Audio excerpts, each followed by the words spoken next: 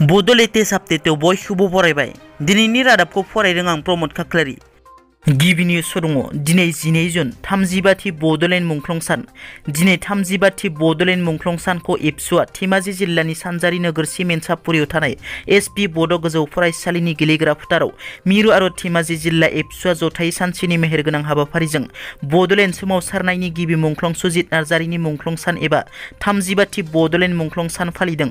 मख'नो गोनांदि 1987 मायथाइनि 12 जुनाव आलादा रायजो बड'लेण्ड सोमावसारनायनि गिबि मुंख्लं जाजेनदों। मुंख्लं सुजित नार्जारिया बै समनिफ्रायनो दुलाराय बर' फरायसा आफादा 12 जुनखौ बड'लेण्ड मुंख्लं सान महरै फालिबोगासिनो।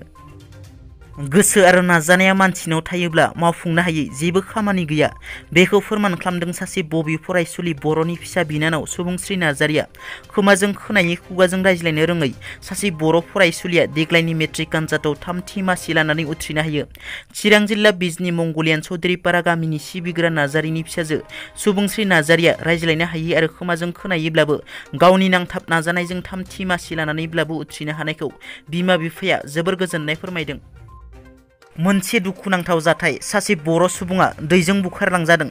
तामुलपुरनि महरीपारा पुख्रिपार गामिनि गरेस्वर एट फास्ट फुडनि बिगोमा थानेश्वर बर'आ गामिनि सा-7 लोगोफोरजों तामुलपुरनि बगामाथि लावखार ओंखाम जानाय जायगायाव लावखार ओंखाम जानो थाङो। लावखार ओंखाम जाखांना बेलासिनि 4 रिंगायाव बर'नदि दैमायाव दुगैदोंमोन।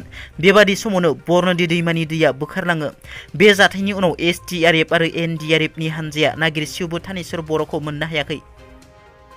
फैगौ आसाम केबिनेट जथुमखौ बिटिआरआव खुंनाय जागोन, बे खौरांखौ मिथिहोदों गिबि मन्थ्रि डक्टर हेमन्त बिश्व शर्मा बिथाङा।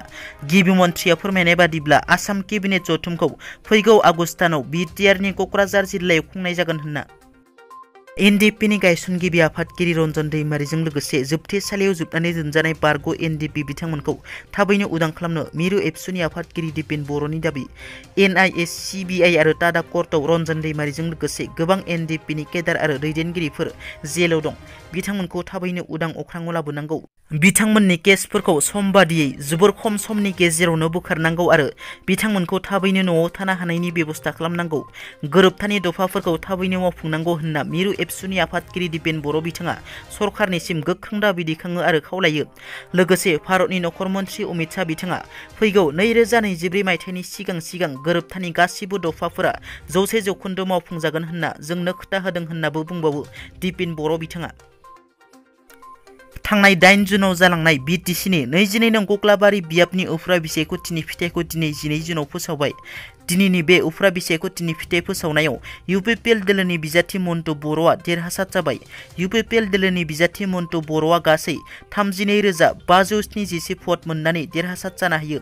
बेरेखा दोलो बिपिएफ दोलोनि बिजाथि शंकर बसुमतारिया गासै 16,225 भटआव जेनो। दिनैनि रादाबा एसेनोसै। नोंथांमोना जुदि आंनि चेनेलखौ दासिमबो साबस्क्राइब खालामाखै, अन्नानै साबस्क्राइब खालाम। गोजोन्थों।